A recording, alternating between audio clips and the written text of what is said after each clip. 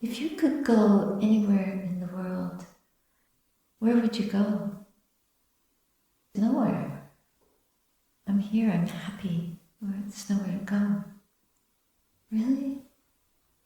Because people want to go on trips, right? Don't you go on holidays? But I think every day is a holy day. Why is it holy? It's holy because it's here. It's now. It's what we have. And I'm interested in investigating what's holy rather than creating some conditions that feel very nice, but they're never completely very nice. There's always something. You want to get on an airplane, it's very complicated, isn't it? You have to stand in line for hours, perhaps, or days, and drag around some luggage, and travel with some form of transportation that is possibly safe, possibly not. But we have our own transportation here and now, this body and this mind. And for me, to be able to travel in this, in the best way possible, is the project. And so far, anything else is just a distraction. There is no holiday. It's just a temporary escape or change conditions. But it doesn't change the real condition which we're kind of faced with all the time, the condition of the mind. What if somebody speaks to us in a way that we feel is hurtful? Even if you drive in your car, somebody could meet you in traffic and say something not nice because they didn't like the way you passed or the way you drive. Or just coming back from Perth yesterday, somebody was passing us in a very dangerous way, and so the driver of the car had to almost stop, not to crash. So to be able to keep the mind safe, secure from fear, from anger, from irritation, from impatience, from judging, from wanting, not to crash. To me, that's being in the safe lane, really. Because life is full of crash points, and there is no perfect life, is there? This life that we live here, you can see there's a lot of change going on. And it really does impact us deeply, visually. And not so much yet. This is all about the future. Right now, it doesn't give us much, except an idea. Oh, something's going to happen, maybe. Who knows? Uncertain. It's all uncertain. And the past doesn't exist anymore. It's just a memory. That was another question that I was asked. Do you have some good memories? I said, yeah, sure. And that led into, don't you want to repeat that? But you can't. You can't repeat your memories. So the strength that we have with all of the conditions of life, whatever is arising in your field of view or what you hear, who you live with yourself, with your mind. The most important feature of the mind is to be present and to be aware of what we're experiencing right now. So we can do that for 5 minutes, 45 minutes. We can sit and be aware.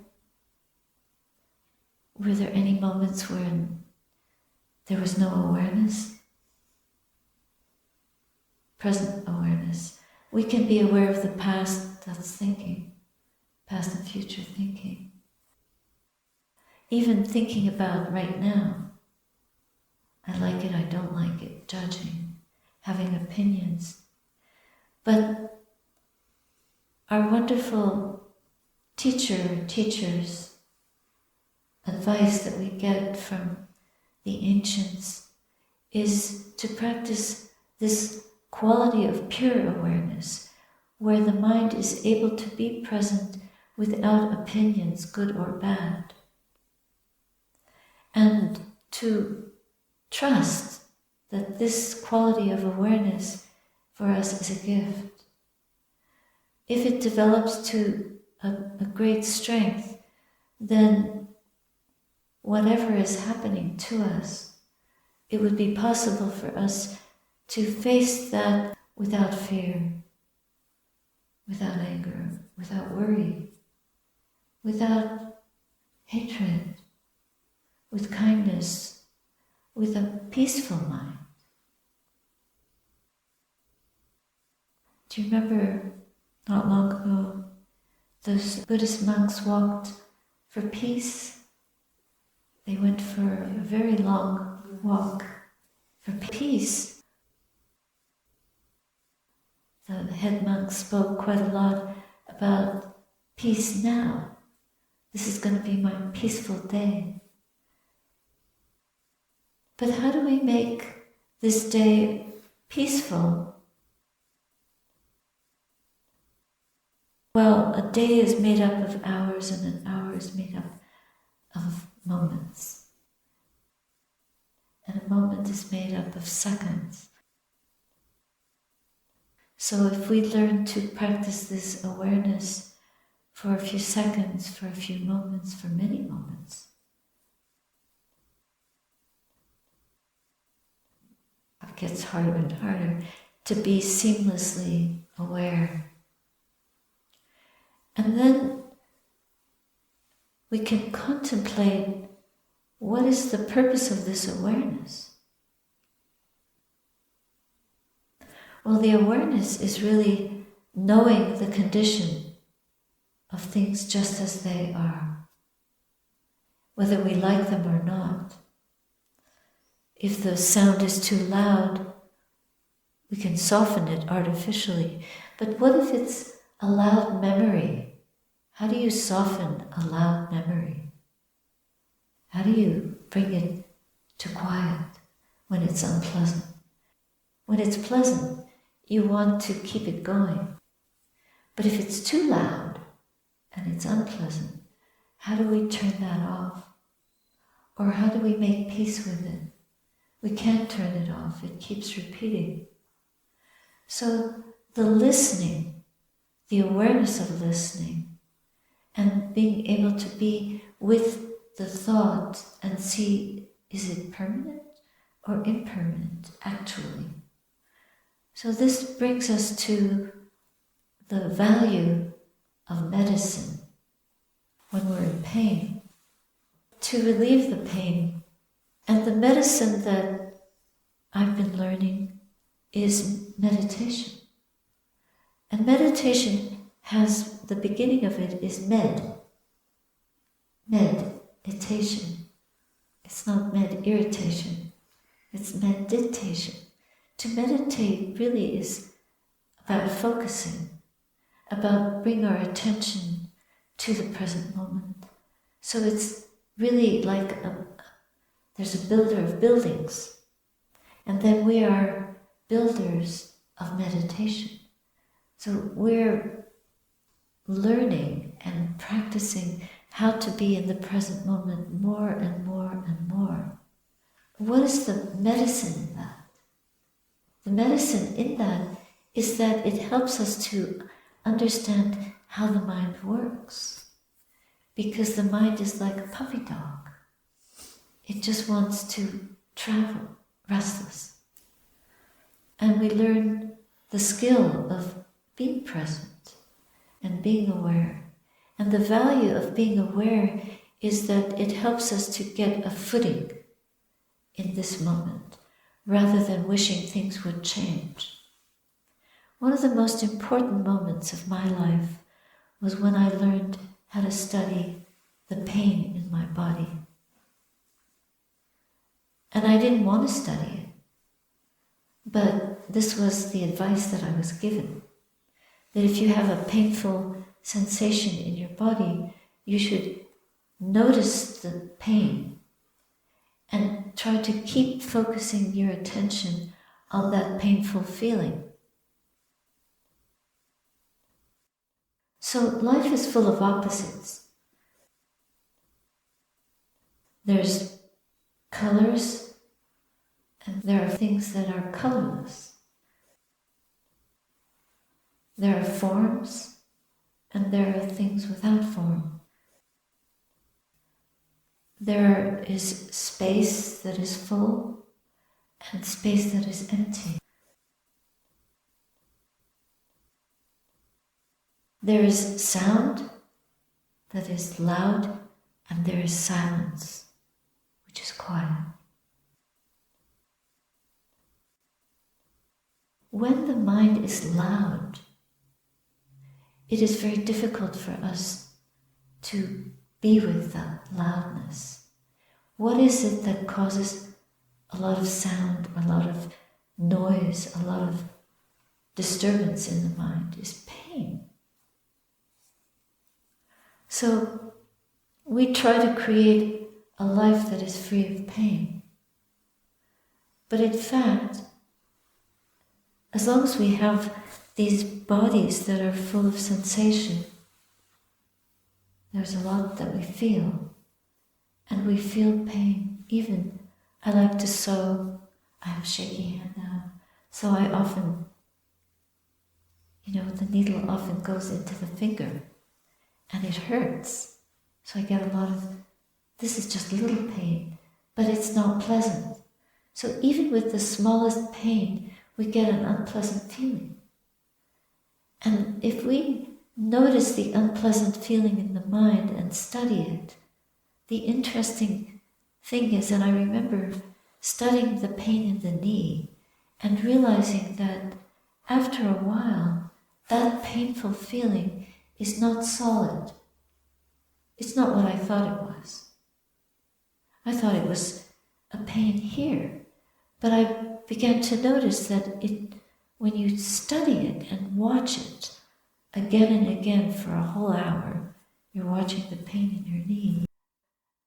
And the only way that I was able to watch it was because I began to notice that this pain was not solid.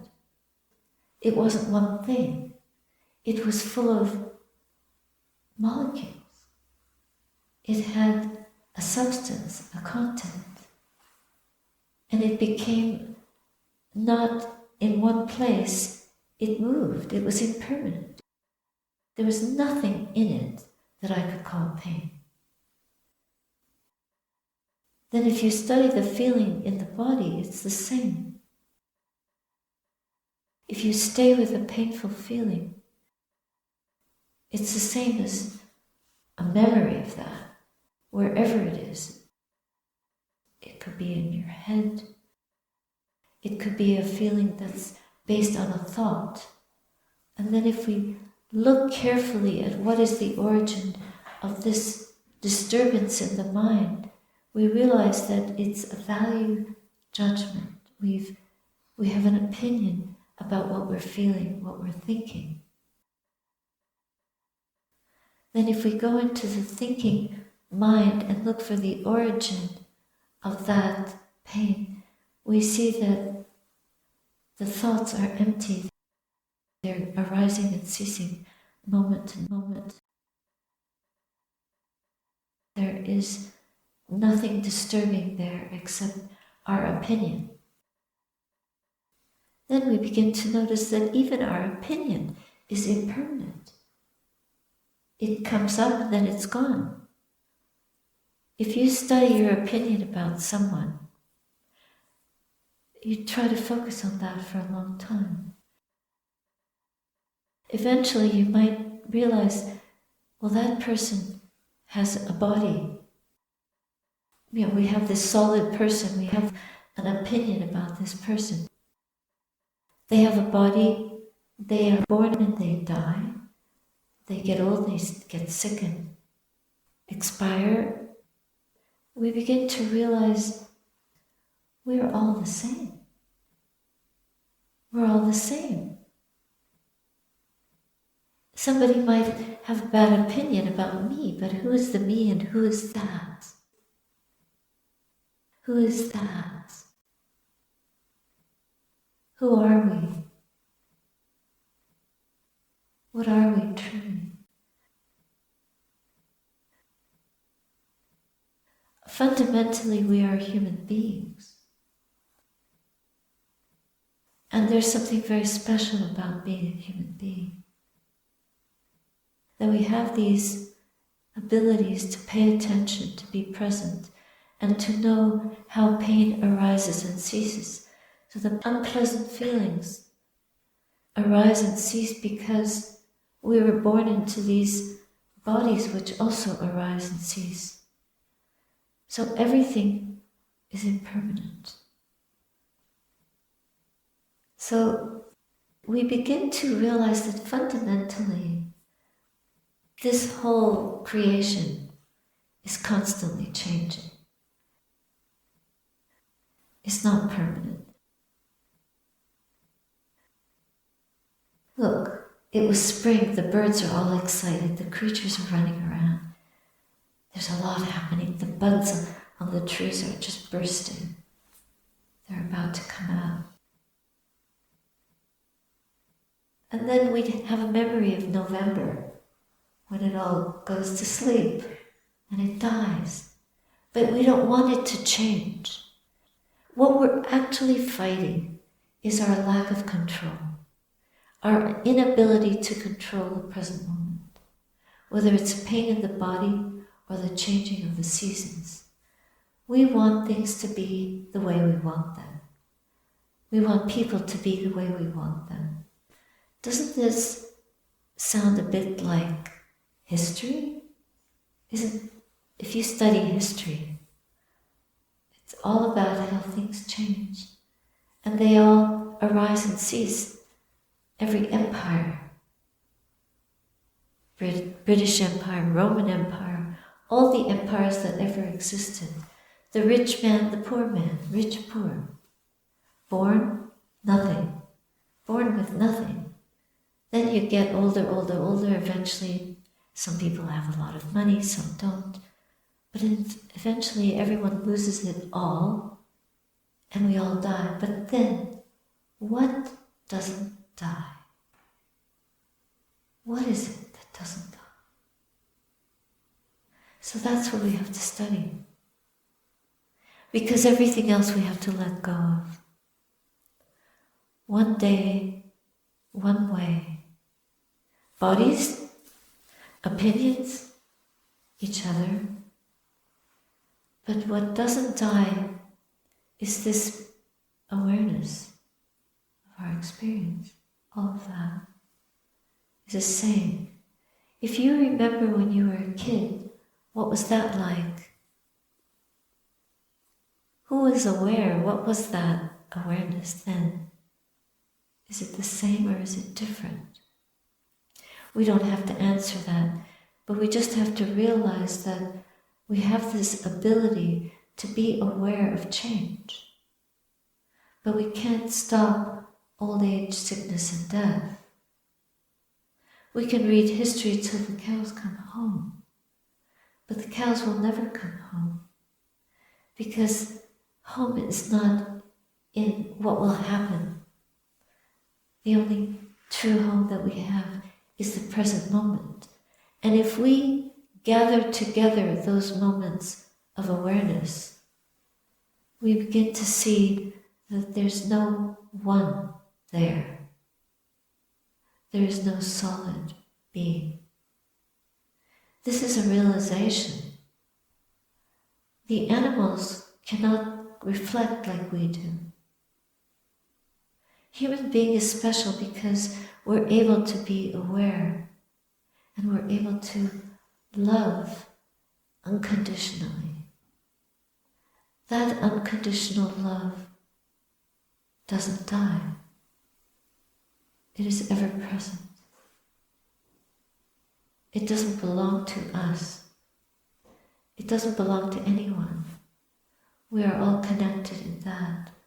This is a very miraculous pondering. The more we ponder that, the less we become obsessed with our own predicament, our own pain, our own frustrations, our likes and dislikes, because everything has an opposite. But there is that which is unconditioned, and it accepts everything. It doesn't choose. The criminal, the good guy, all are able to know this love.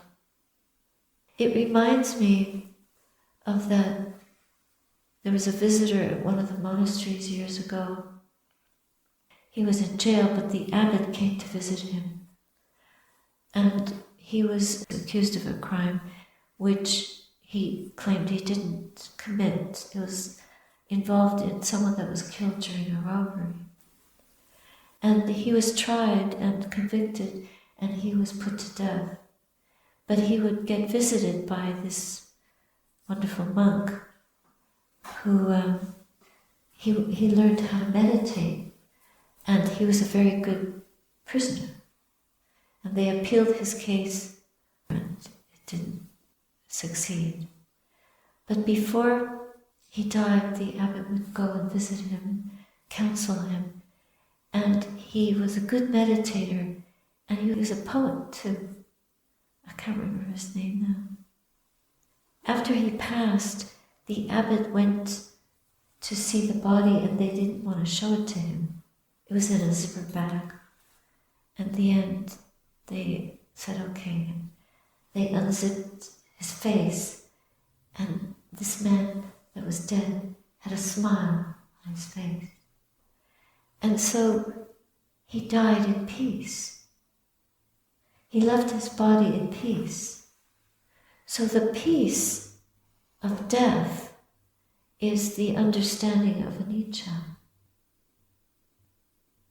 When someone can die with a mind that is peaceful like that,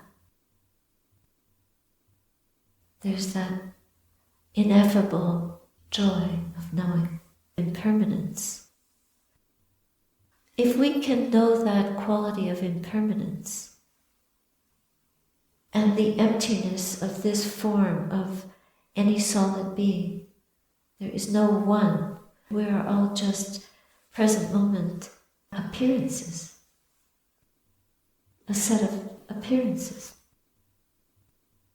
But what we all share is this awareness. It's unconditioned. It doesn't belong to any of us, but we share it. And I think what the astronauts realized, or one of them must have realized when he was in outer space, was that we all share space. And how precious the earth is, because there are all these beings on earth. They're not in outer space. But to be able to return to this place where there were other human beings to share this space. So there's the ability to continue to live with this knowledge of unconditional love. If we share that, then there are no countries, there are no boundaries. There's no you and no me. There's no fighting. There's no division. There's just present moment awareness. Even if we're in a lot of pain, we may not be able to abandon the pain, like heal it or stop it. but we can be aware of it. And if we can be aware of pain, then we're at peace with that. Even if we die, we can die in freedom.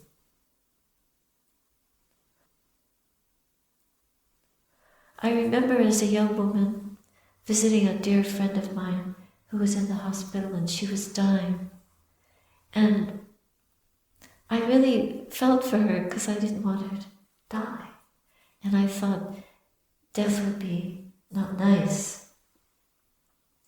But she wasn't scared at all. She had no fear of death. And it really hit me so hard. How can I get to that? How can I not be afraid of death? And of course, she died, and I cried. And I thought how she went fearlessly. How can I live without fear? It's very difficult. We're afraid of the slightest thing. A traffic jam. I lost my favorite book. So many levels of fear that we suffer every day. Not being able to eat the food that we want. Having a tummy ache because we ate the food that wasn't good. There's the fear, the anger, the hurt, the ego that it's all wrapped up in. How do we unravel that so that we can live fearlessly? That's peace. But we want peace within us. But it's not so easy to come to that peace. But there is that awareness of non-peace, the awareness of suffering, and that it's impermanent. Then we make peace with that which is not peaceful. So if we didn't have the not peaceful, if we didn't have the suffering, we would never reflect like this. We would just live and die in ignorance. We would never wake up to the real peace.